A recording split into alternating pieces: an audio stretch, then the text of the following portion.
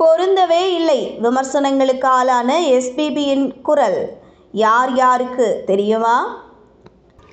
வணக்கம் செய்தி புனல் நேயர்களே. பின்னணி பாடகரான எஸ்பிபியின் குரலானது தெலுங்கு சினிமாவில் ஒரு சில நடிகர்களுக்கு சரியாக மேட்ச் ஆகாத நிலையில் அவர் விமர்சனத்திற்கு உள்ளான சம்பவம் தெலுங்கு திரையுலகில் நடந்துள்ளது.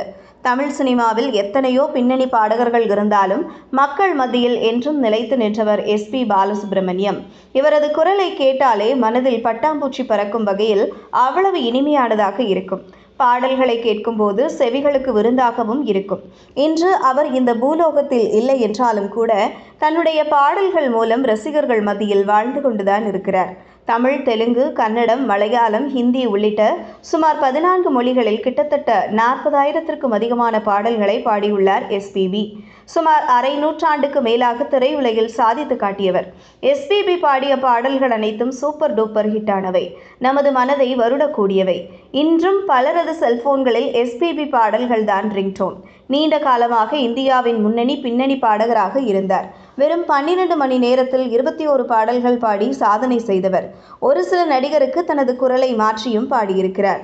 அப்படி அவர் தனது குரலை மாற்றி பாடும்போது இந்த நடிகர்களுக்கு சிரமப்பட்டிருக்கிறார். குறிப்பாக தெலுங்கில் சிரஞ்சீவி, பாலகிருஷ்ணா, வெங்கடேஷ் போன்ற நடிகர்களுக்கு பாடும்போது எந்த சிக்கலும் இல்லை. ராஜபாபு, அல்லி ராமலிங்கையா போன்ற நகைச்சுவை நடிகர்களை பின்பற்றி பாட முயற்சித்திருக்கிறார். அதே போல மன்மதன் படத்தில் நாகார்ஜுனாவை போலவே சில இடங்களில் பாட வேண்டியிருந்தது. அப்படி பாடியிருந்தும் ஒரு சிலர் அது செட் ஆகவில்லை என்று விமர்சித்திருக்கின்றனர். ஒரு சிலர் சரியான மேட்ச் என்று பாராட்டவும் செய்தார்களாம்.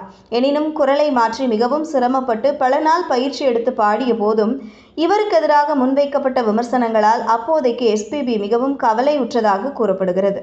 இதுபோன்ற செய்திகளை தெரிந்து கொள்ள செய்தி புனலுடன் இணைந்திருங்கள்.